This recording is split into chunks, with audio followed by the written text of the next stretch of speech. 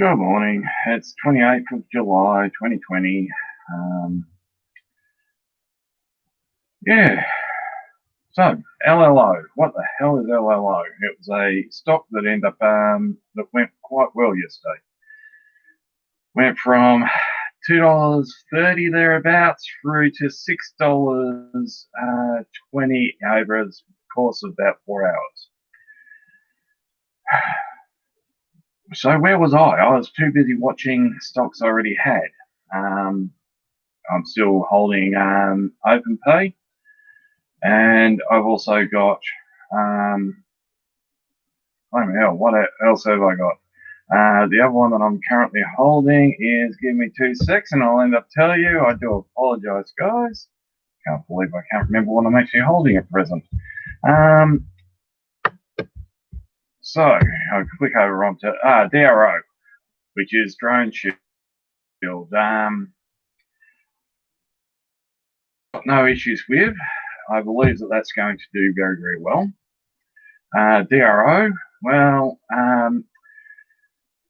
that is a drone protection company. So what they do is they stop drones from being able to infiltrate airports, etc. And I sort of saw them taking a big jump the other day, so I dived onto them. That's the problem. Sometimes we react to what we see before we actually do the research properly.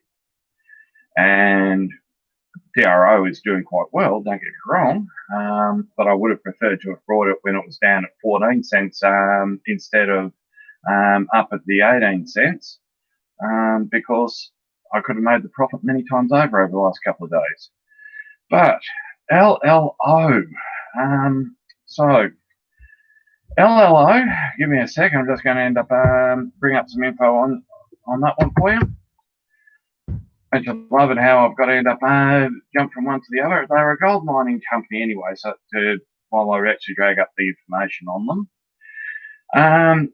Gold stocks are on the move, and these guys discovered a fairly profitable gold vein recently, and so their stocks jumped incredibly. At present, they're still sitting at $3. They'll probably open, according to this, at about 3.25, so 3.25. Fair value estimate on it was 224. Now, keep in mind, I am not a stockbroker. I'm not a financial planner. I'll end up going through all this multiple times in case somebody is listening and decides to actually use my advice, which is not advice. It's just purely I'm watching and I'm talking. Okay. So, Line One Metals, Canadian company. They have, Australian company, but they're based out of Canada, which is where they are doing all their prospecting, their mining. They've actually found some really good gold recently, if you go by what they're actually talking about. So, today it is quite possible they'll jump again.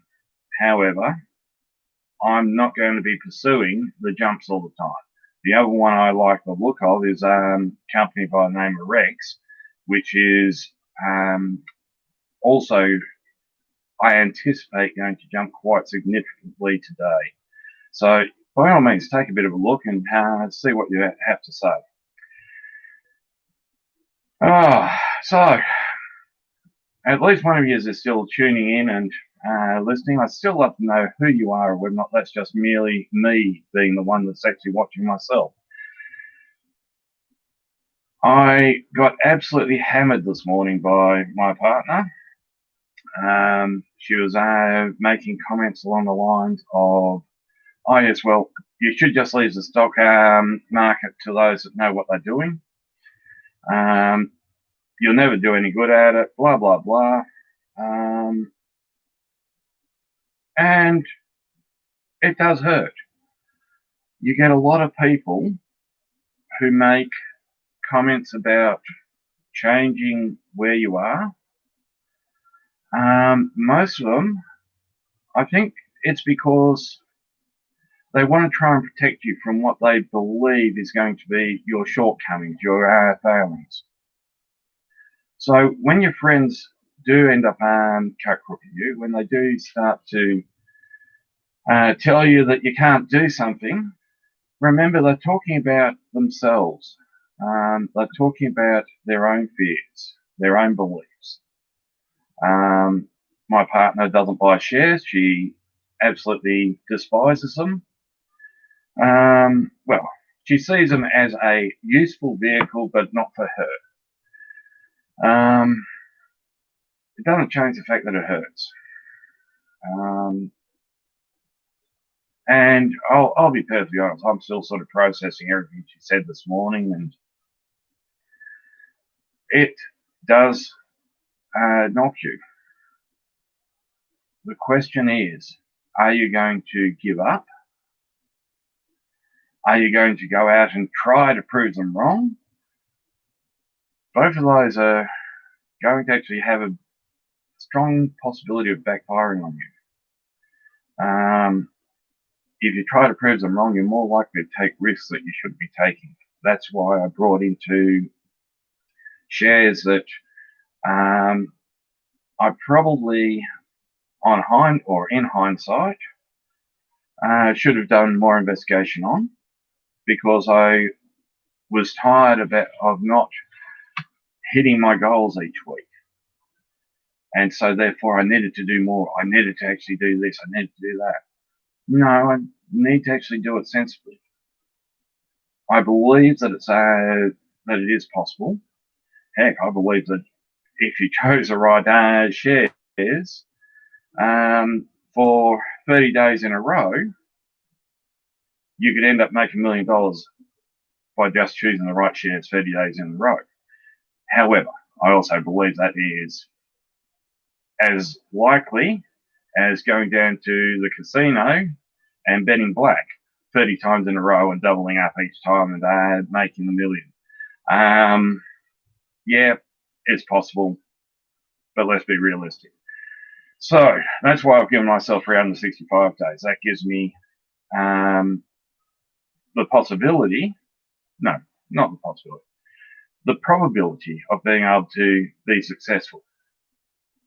I believe it's possible to do it in 52 days comfortably, but I'm not skilled enough to do it in 52 days, and I don't think anyone watching these probably is. But it doesn't change the fact that I'm so tempted to actually gamble instead of trying to actually think these through. Don't allow other people's perspectives of what you're doing to influence how you go about making your money. As I say, the only reason why I'm doing shares at present is I can't get to the options I would prefer to be getting to. I've got the shop up and running now. It's not making massive amounts of money. Last week I turned over, I think it's just shy of $350 in total. Take out the 20% for the commission that I'm paying the people running the store. That's not too bad. That drops me down to $280. Not really enough to live on, not by a long shot, but at the same time, it's enough to actually give me an additional bit of money coming through. Normally, I would have taken that and brought more stock, but in this particular situation, I'm not able to, so I've got to buy shares. Shares are just another stock. Anyway, guys, I am talking, I'm rabbiting on, I'm concentrating on sticking with my game plan, and I am going to make 1 million in 365 days. So I've got 3 more days, and at present I haven't even been able to get back to where I started. So yeah, I went backwards by well, if I go by my charts, I've gone backwards by $200. But let's see how we go. That's a 10% loss over a month. That's a hell of a lot. That's 120% per year. That would end up being a killer. I've got to go the opposite way. So, anyway, guys, enough talking. By all means, follow me, tune in. I'll talk to you when I talk to you. In the meantime, I better get back to work. Okay, guys.